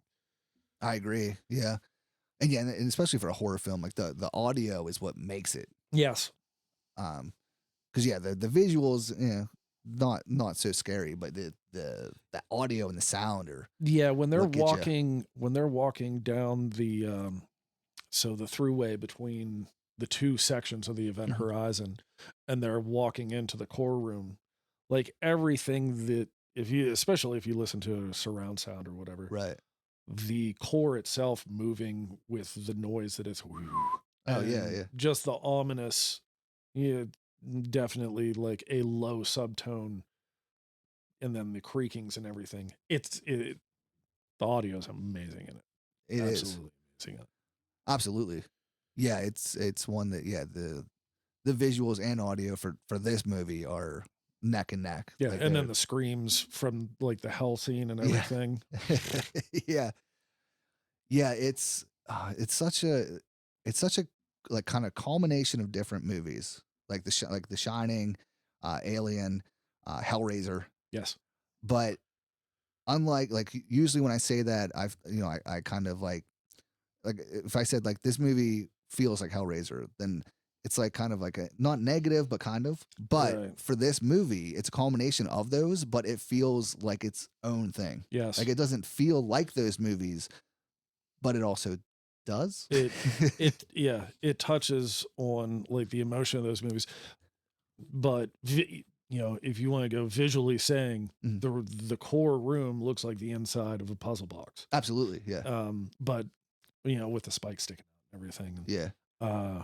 That scene where I don't know the name of the crew members, but there's two crew members, and their goal objective is to pull the CO2 scrubbers out of the core room to take it back to the Lewis and Clark, and they're like just hucking. Right. And that whole scene is just so high intensity because something bad's going to happen. Mm-hmm. You just don't know when. And like they pull the last one, you're like, bitch, get out of there. And they're going.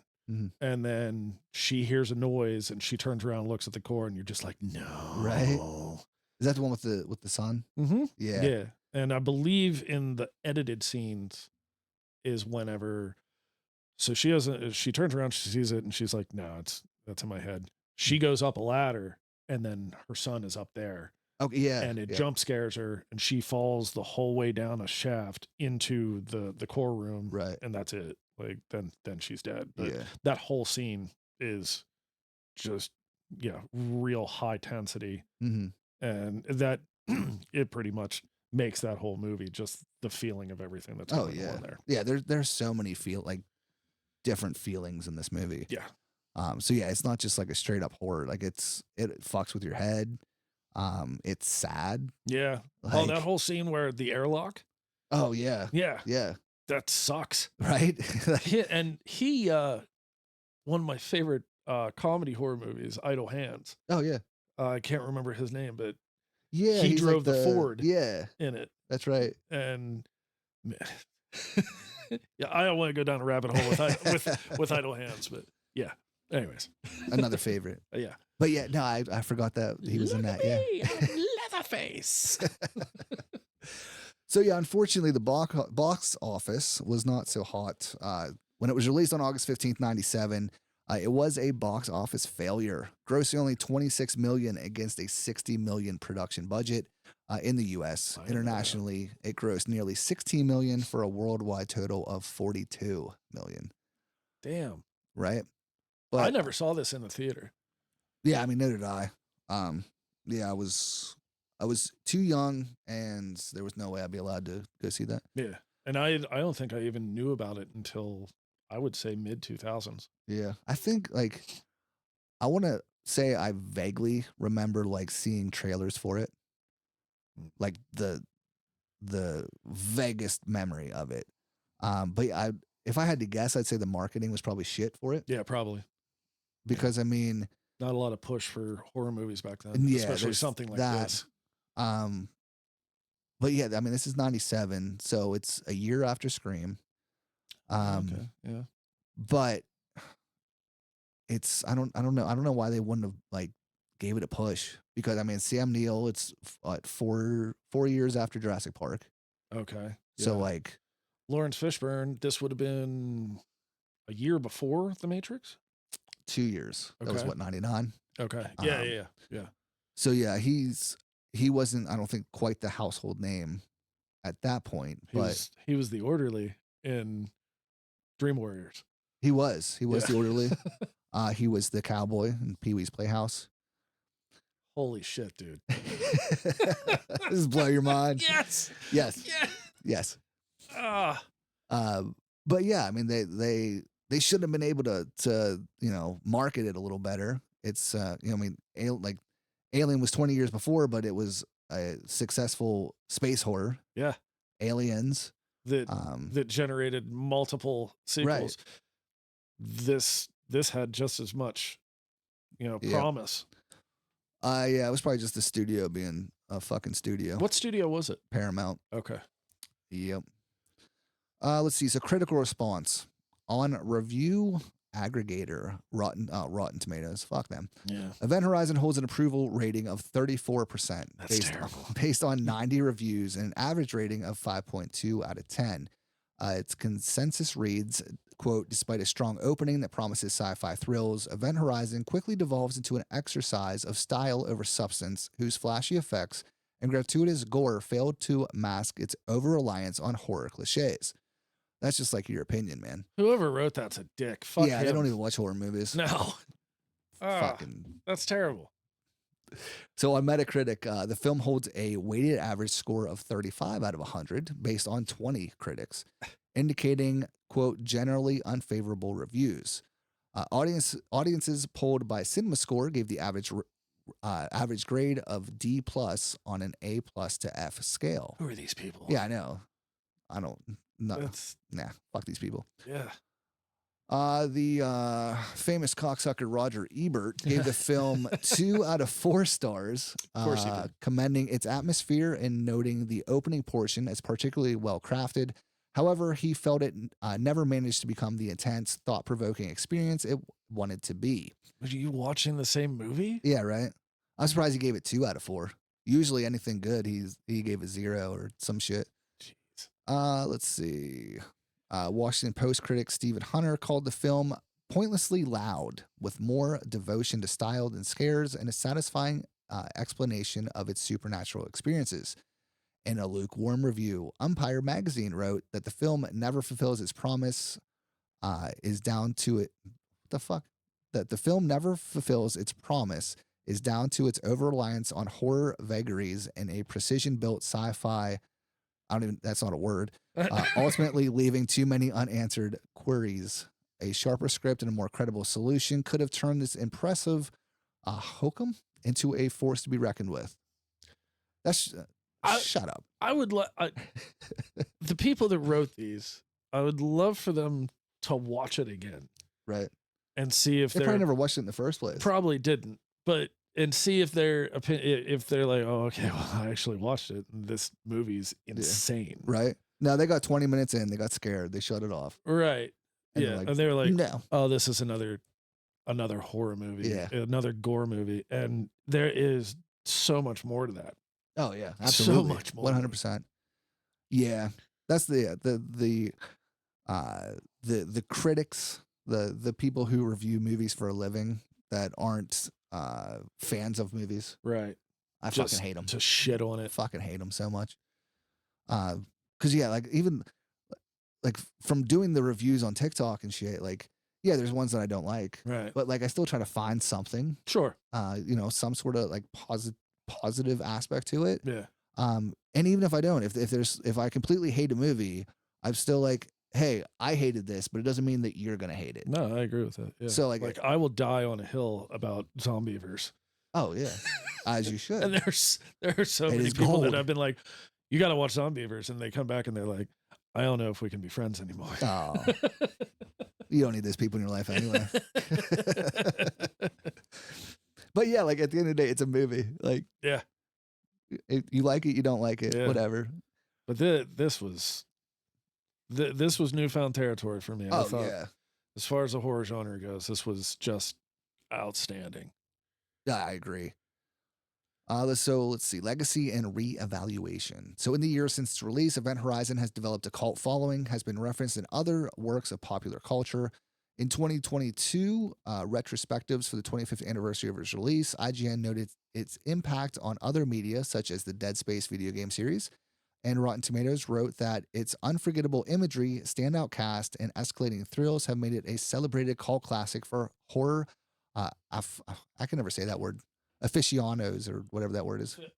Aficionados. Aficionados. A fish. That's it. Total Film said the film has been cemented in pop culture history as both a cult classic and a vital addition to the sci-fi horror subgenre. Clatter called it a grand, ambitious vision that tries to marry elements from the Alien films, the first half hour or so hews very closely to Aliens, with spiritual depth. It doesn't quite pull all of it together, but where the pieces do fit, work better than expected. A film aiming for A+, that is content with its B grade. So yes, Event Horizon is indeed worthy of its reevaluation. Forbes described it as Anderson's nightmarish epic, while Fangoria's Scott Wampler said that this was Anderson's best film. Of the film's reevaluation, Anderson said, "It's finally got the reaction now that I was hoping it would get 25 years ago." The scene in the film where Weir illustrates how wormholes work with a pen and paper was replicated in Christopher Nolan's Interstellar. Yep. Boom. Yep. How about that? How you like them apples? So, future, which this is a few years old, so past. Potential film. So in December 2011, Paul W.S. Anderson and Jeremy Bolt stated that there have been ongoing discussions to explore additional movies that would expand the Event Horizon story in the form of a prequel and a sequel. Potential stories to be developed include following the first crew aboard the Event Horizon and their mission that led to their disappearance for 7 years, as well as a continuation film detailing the events that followed the rescue of the crew. October 2020, however, after years of no development, Anderson stated that he had not returned to the property in any continuation because he did not want to take away from the experience of the original film. I respect that. That's respectable. Yeah. August 2022, Anderson reiterated that talk of a prequel and or sequel is always ongoing and stated that what he has kept the projects from becoming a reality is his desire to preserve the original's film oh my God. Ambiguity. That's the one. All right.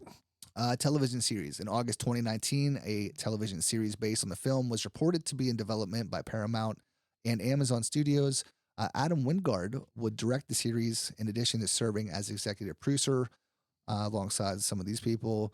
And that's it. So I read about at this that. point, yeah, there was supposed to be a show, but that was 2019, and there's been no information since The then. last that I read was HBO had picked it up. Okay. And it was still supposed to be Adam Wingard. And I believe that was 2021 that I read that. And it was probably on Collider or something like that. And I haven't found anything else about it, which I would love to see it, but I also tend to agree with, agree with, but I respect the idea of like, hey man, people finally recognize it for what it is. And I'm going to leave it alone unless I can come up with something that's going to complement it. Yeah, I agree. I don't know. I don't think I would want a prequel or a sequel. But if like, I'm not a huge fan of like remakes and shit like that. But at the same time, if they did do a show, like if it was the same story but in show form where they could kind of dig deper into it and expand, and if it's HBO, they could include all that fucked up shit. Yeah. Then I'd be all about it.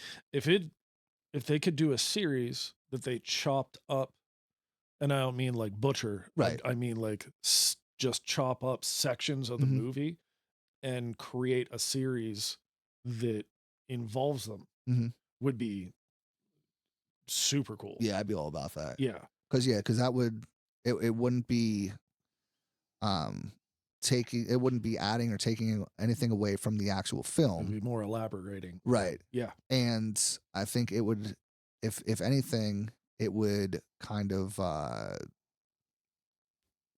people who may not know about the movie would get them to maybe check it out. Yeah. Yeah. Whereas you could even create that series as to be the finale of the series would be to watch the original movie. Oh, like lead up to the movie. Yeah. Yeah. Yeah, So true. you've seen all these parts of the movie Mhm. that they show in like snippets in the series. Right. And now like the end scene would be the beginning credits of Yeah. the beginning or something to that effect. But yeah, with HBO having a hold of it, they wouldn't have to hold back on any of the gore or No. anything like that. No. Be all good. All about the blood orgies. Yeah. Yeah. But yeah, that's hopefully yeah. I'm fine either way. When's If the we last don't time get you watched it? anything. I reviewed it last year Okay. at some point. Was it off of the Screenbox version? That's a good question. I want to say no. Okay. It might fuck. It might have been before I got that. But also I don't know. I can't remember. And did you watch it with surround sound or anything like that? Not surround. We have like a sound bar and shit. Yeah, but, but yeah, Okay. not like full on surround sound. I've never watched the movie with a sound bar or anything, Okay. and I feel like that would make a world of Oh difference. yeah. Yeah, I mean it was good with the sound bar, but yeah, if like full on surround sound, that would be preferred. Pretty ideal. They should just bring it back to the theater. I was thinking that With while we were all the talking shit. about it, it would the re-release of it. I mean, you're not gonna kill it. Mhm. It's not like it's gonna be, a legendary monsterverse thing. Right. But if you re-released it now with all the notoriety that it has, and you marketed it right, Right. Yeah. I think it would do very well, especially if they put it all together. Right. Yeah. Oh yeah. Because even if that didn't exist, if it was just the movie and they put it back in theaters, I'd probably still go check it out. Yeah, absolutely. Just for the experience. Yep. Yeah. So it'd be an And- added bonus for extra shit in it. I know I'm jumping subject here, but did this come out the same time as In the Mouth of Madness? That was 94, I believe. So okay, so that came out before, because there's a similarity in the characters that Sam Neill plays. Oh yeah. Where Sutter Kane and I can't remember his name from Event Horizon. Right. The characters seem like fresh Mhm. together. I didn't know if they were real close or not. Yeah, it was He's a only hell a of an actor. few years. Oh, I know, right? Yeah, amazing. Yeah. But yeah, it was like 3 years in between. Okay. But yeah, so if you guys are listening, watching, you haven't seen Event Horizon, go do it. Yeah. If you're a fan of anything in space, like Alien, and any of the shit we talked about tonight, definitely go check it out because it is a brutal, fucked up roller coaster ride. Yeah. And I love every minute of it. Yeah. Watch it in the dark, and the ambience of it, everything, environment, fantastic movie. Yeah. Absolutely, yeah. Yeah, it's just really cool overall. Like the story, everything. Yeah, you won't be bored with it. It's not like there's lulls or anything like that. It's a easy gradual crescendo into no good. Right, yeah. But in a good way. Right. Yeah, as soon as it gets going. Yeah, it doesn't really and stop. it's not like it's boring to get there. It's No, it's like you said, the kind of beginning gradual uphill, and then as soon as it hits that peak, it's all downhill from there in the best way. Yes. Yeah. The whole core room being on fire and Sam Neill being all caught up and crazy, and can't say enough good things about that movie. Right? It's so good. But yeah, I guess I had some honorable mentions for space, and that was just Jason X and Hellraiser Bloodline. Bloodline wasn't bad. It's not. I enjoyed Bloodline. That was the last decent one. Yes. Yeah. I saw that in the theater. It still sticks out in my mind with Pinhead saying, amen. And then the spaceship blows up. But that's really all that I have in my head about that movie, because it's been forever since I've seen it. Very young Adam Scott. No. Really? Yeah, he's Lamartian. Okay. like in the flashback, like from like the olden days. Okay. He's got like a ponytail and shit. No shit. Oh yeah. Yeah, I'm struggling with it. Oh, I'll help you out here, bud. Okay. Don't worry. I'll pull up a picture right now. That, if I remember correctly, Bloodline, it seemed like, man, I hope I'm right, but like, was it a, oh, damn, for a second there, I thought you were showing me an extra from Interview with a Vampire. Yeah, right. He might have been in that too. I don't know. So I am correct in thinking that movie jumped timelines Yes, to back in like the, it was. Yeah, it was a 17 it or was 1800s or something like that. period piece. Yeah, while yeah. also being in the future. Yeah. And did they show the origin of the box? Yeah, in I think that he was movie when he was in the war. No, Or and was the that- war was. Or was that part 3? The war was part 2. Really? When he was in the trench and Oh, somebody no, gave it him might the box. be. No. Part 2. I think. Shit, I can't remember. Part 2 It was part 3. I think it all was with part 3. Frank. Part 3, I just remember part 3 having the Cenobite named CD. Yeah. Right? Yeah, he was the. Oh fuck! They all run He was together. a DJ or something like that. Or, Yes, or like a yeah, 'cause sound, that's where the big sound the guy. big fucking nonsense happens is in the club. Mm-hmm. Yeah. Um, Part 2 had.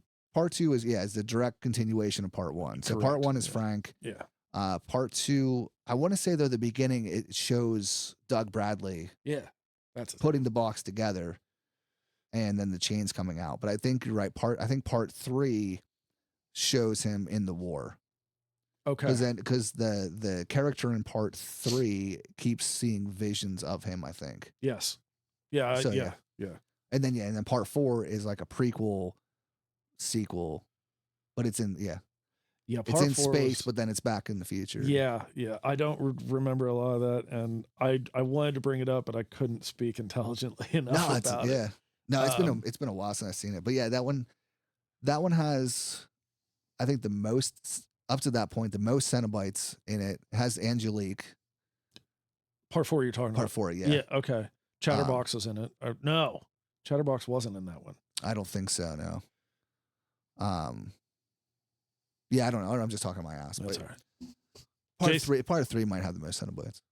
But yeah, regardless, it's been a minute since I watched it. But Well, Jason is fun. X, as you were. oh, Jason X I is don't know. fantastic, dude. That's one of the best looking Jason Voorheeses in the beginning of the movie. Whenever, like, Oh yeah, yeah. when they have him Mhm. and like that, they did a really great job. And I was like, man, this is gonna be awesome. And then they showed him. Oh man, that And then it was character- awesome. You mean? that suit, costume, whatever you want to call it, went to hell so quickly because of the chrome mask for me. Okay, yeah. Like, I just couldn't, like, I couldn't get past it, but I still love that movie because it is so brutal. Oh Like, yeah. the liquid nitrogen, That's my favorite kill that's out incredible. of anything. That is my Nice. favorite kill. Nice. But yeah, it makes zero sense. Yeah. Like to go from Jason Goes to Hell, which makes zero sense on its own. Yeah. But to go from that to him somehow being fully himself again. Uh-huh. And yeah, the beginning's great. What was it, like the nanobites put them back together or something? Oh yeah, They for got the the for the machete. super Jason. Yeah. But no, the beginning was fantastic. Yeah. David Cronenberg is in it. Is he?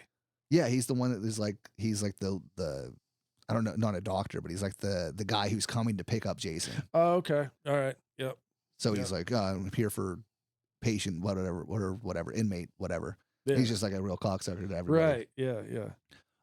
But yeah, so yeah, he's in it, and yeah, I really like the look of Jason in the beginning. Yeah, they did a really good job of that.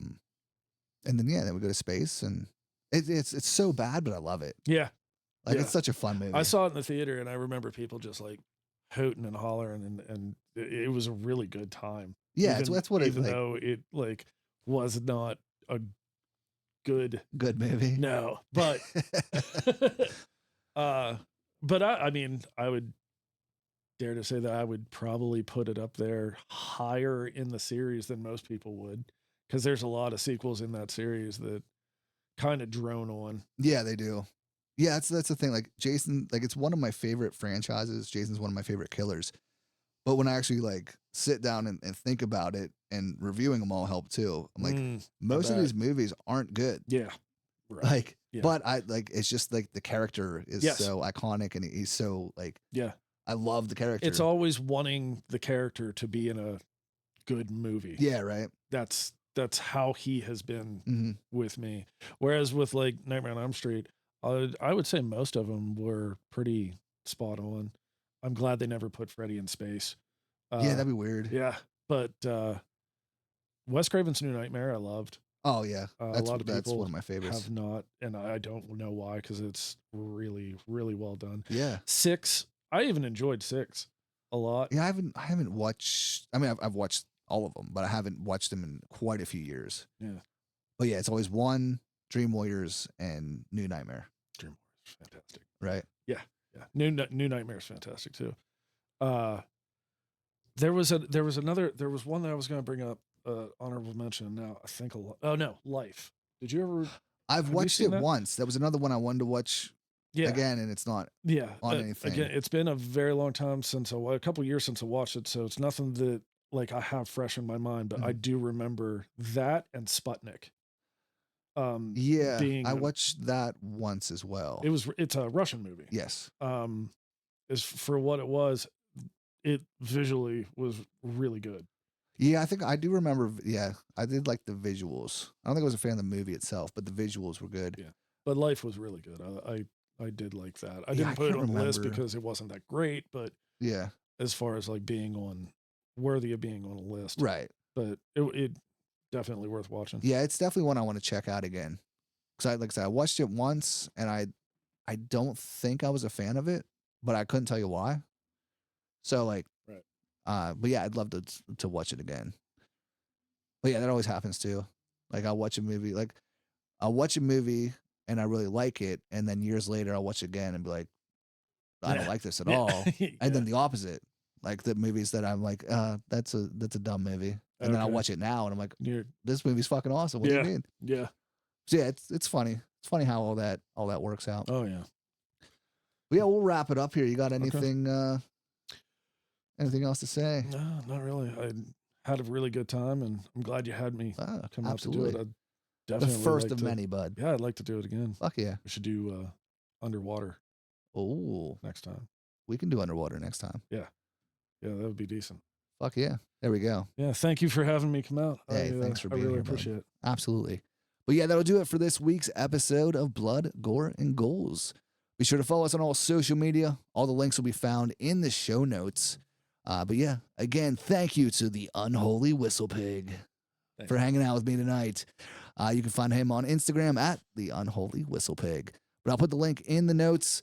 But yeah, until next week, I've been your host, Ian Van Ghoul. Have a ghoulish week. Game over, man. And stay safe out there.